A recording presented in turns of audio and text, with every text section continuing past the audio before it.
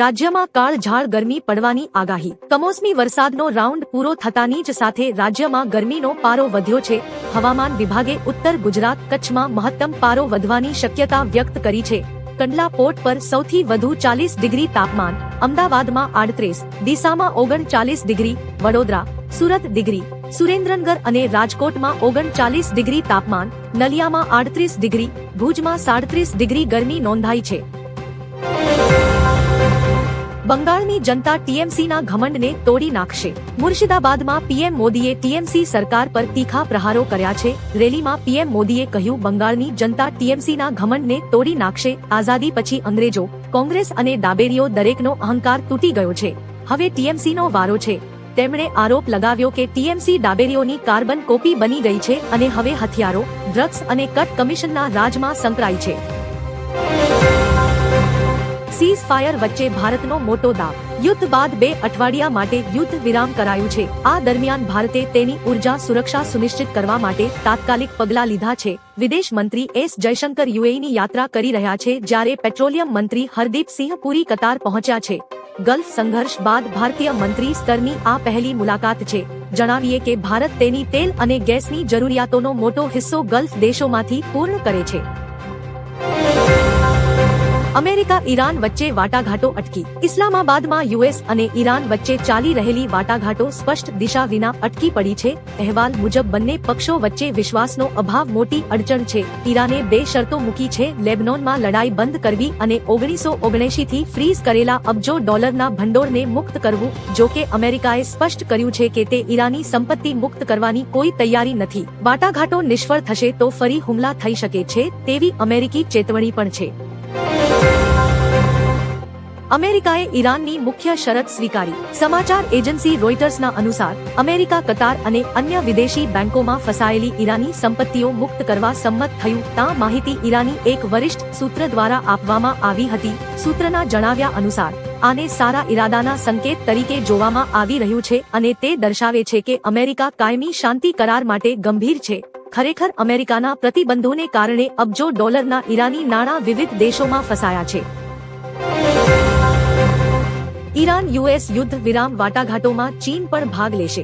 Iran અને America વચ્ચે પાકિસ્તાનમાં ચાલી રહેલી શાંતિ વાટાઘાટોમાં હવે ચીન પણ સક્રિય બન્યું છે। સામે આવેલી માહિતી અનુસાર એક ચીની પ્રતિનિધિમંડળ ઇસ્લામાબાદ પહોંચી રહ્યું છે, જે પાકિસ્તાનને મધ્યસ્થી કરવામાં મદદ કરશે। જો કોઈ કરાર થાય તો ચીન ગેરંટીયર ખાતરીદાર તરીકે પણ ભૂમિકા ભજવી શકે છે। કરશે બીજેપીનું સંકલ્પ પત્ર। પશ્ચિમ બંગાળ વિધાનસભા ચૂંટણીને લઈને બીજેપી તેનું ચૂંટણી સંકલ્પ પત્ર જારી કરશે। કોલકાતામાં એક ભવ્ય સમારોહમાં કેન્દ્રીય ગૃહમંત્રી અમિત શાહ બીજેપીનું સંકલ્પ પત્ર જારી કરશે। બંગાળમાં ભાજપ તેના સંકલ્પ પત્રમાં મુખ્યત્વે ગેરકાયદેસર સ્થળાંતર, મહિલાઓની સુરક્ષા અને વિકાસ પર ધ્યાન કેન્દ્રિત કરશે। વધુમાં ભાજપ રોજગાર, સ્થળાંતર અને આરોગ્ય મુદ્દાઓ પર મહત્વપૂર્ણ જાહેરાતો કરી શકે છે। બંગાળમાં ગૌમાંસ નહીં ચાલે। કેન્દ્રીય મંત્રી ગિરિરાજ સિંહે પુડુચેરી, કેરળ અને આસામની ચૂંટણીઓ વિશે કહ્યું, મતદારોનું મતદાન લગભગ સામાન્ય રહ્યું છે। પહેલા કરતા વધુ મતદાન થયું છે। જનતાએ વડાપ્રધાન મોદીના વિકાસ એજન્ડાને ટેકો આપ્યો છે। આ મતદાન પીએમ મોદીના પક્ષમાં રહ્યું છે। આસામમાં ફરીથી 2 એન્જિનવાળી સરકાર બનશે। બંગાળમાં ટીએમસી સરકાર ગભરાઈ ગઈ છે। ભાજપ સરકાર આવશે, માંસ ચાલશે, પણ બંગાળમાં ગૌમાતાનું કતલ નહીં થાય। મથુરામાં બોટ પલટી જતા 9 લોકોના મોત। મથુરામાં યમુના નદીમાં એક બોટ પલટી હોવાના સમાચાર સામે આવ્યા છે। નદીમાં ડૂબી જવાથી 9 પ્રવાસીઓના મોત થયા છે। બોટમાં કુલ 30 મુસાફરો સવાર હતા। ઘટના બનતા જ બચાવ કામગીરી હાથ ધરવામાં આવી હતી। એક પછી એક લોકોને બહાર કાઢવામાં આવ્યા હતા।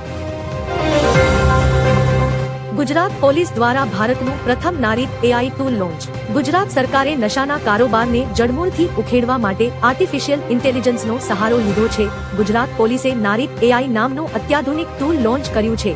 આ ટેકનોલોજીનો ઉપયોગ કરનાર ગુજરાત દેશનું પ્રથમ રાજ્ય બન્યું છે। આ ટૂલથી એનડીપીએસ કેસોની તપાસ વધુ વૈજ્ઞાનિક અને પુરાવા આધારિત બનશે, જેથી પ્રક્રિયાત્મક ખામીઓ ઘટશે અને સજાનો દર વધશે।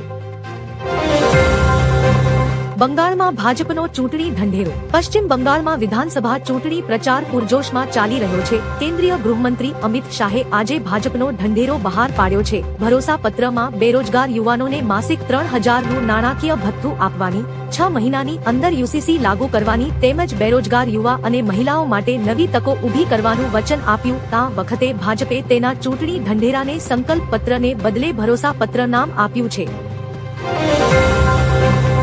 લેબનોન અંગે ભારતનું નિવેદન. લેબનોન અંગે ભારતે જણાવ્યું હતું કે લેબનોનમાં શાંતિ અને સુરક્ષા જાળવવામાં રોકાયેલા યુનિફિલમાં સૈનિકોનું યોગદાન આપનાર દેશ તરીકે મોટી સંખ્યામાં નાગરિક જાનહાનિના અહેવાલો ચિંતાનો વિષય છે. ભારતે હંમેશા નાગરિકોની સલામતી અને સુરક્ષાને સર્વોચ્ચ પ્રાથમિકતા આપી છે.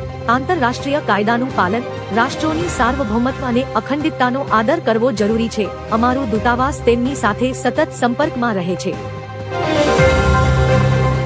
હું 20 વર્ષ સુધી વિપક્ષમાં બેસીશ પણ બાબરી મસ્જિદના સમર્થક સાથે હાથ નહીં મિલાવું. કેન્દ્રીય ગૃહમંત્રી અમિત શાહે ટીએમસીના સસ્પેન્ડેડ ધારાસભ્ય હુમાયુ કબીર સાથે થયેલા કરાર પર પ્રતિક્રિયા આપી છે. તેમણે કહ્યું કે ભાજપ પશ્ચિમ બંગાળમાં 20 વર્ષ સુધી વિપક્ષમાં બેસવા તૈયાર છે, પરંતુ બાબરી મસ્જિદ બનાવનાર વ્યક્તિ સાથે હાથ મિલાવવા તૈયાર નથી. હુમાયુએ 6 ડિસેમ્બર 2025ના રોજ મુર્શિદાબાદમાં બાબરી મસ્જિદના નિર્માણ માટે શિલાન્યાસ કર્યો હતો. વડાપ્રધાન મોદીએ મથુરામાં બોટ પલટી જવાથી 9 લોકોના મોત પર શોક વ્યક્ત કર્યો. વડાપ્રધાન નરેન્દ્ર મોદીએ ઉત્તર પ્રદેશના મથુરામાં બોટ પલટી જવાથી 9 લોકોના મોત પર દુઃખ વ્યક્ત કર્યું છે. તેમણે કહ્યું, આ દુર્ઘટના વિશે સાંભળીને મને ખૂબ જ દુઃખ થયું છે. જેમણે પોતાના પ્રિયજનો ગુમાવ્યા છે તેમના પ્રત્યે મારી સંવેદના. ઉત્તર પ્રદેશના મુખ્યમંત્રી યોગી આદિત્યનાથે પણ અકસ્માત પર દુઃખ વ્યક્ત કર્યું અને સંબંધિત અધિકારીઓને રાહત કામગીરી હાથ ધરવા નિર્દેશ આપ્યો. અમરનાથ યાત્રા 2026 માટે નોંધણી 15 એપ્રિલથી દેશભરમાં શરૂ થશે. 2026માં અમરનાથ યાત્રા માટે નોંધણી 15 એપ્રિલથી સમગ્ર ભારતમાં શરૂ થશે, જેનાથી યાત્રાળુઓ 550થી વધુ નિયુક્ત બેંક શાખાઓમાં અગાઉથી પરમિટ મેળવી શકશે. આ પ્રક્રિયા દૈનિક ક્વોટા સાથે વહેલા તે પહેલાના ધોરણે કાર્યરત થશે, જ્યારે આધાર આધારિત બાયોમેટ્રિક ચકાસણી અને ઓનલાઈન પરમિટ સુરક્ષા વધારશે અને શ્રદ્ધાળુઓ માટે નોંધણીને સુવ્યવસ્થિત કરશે.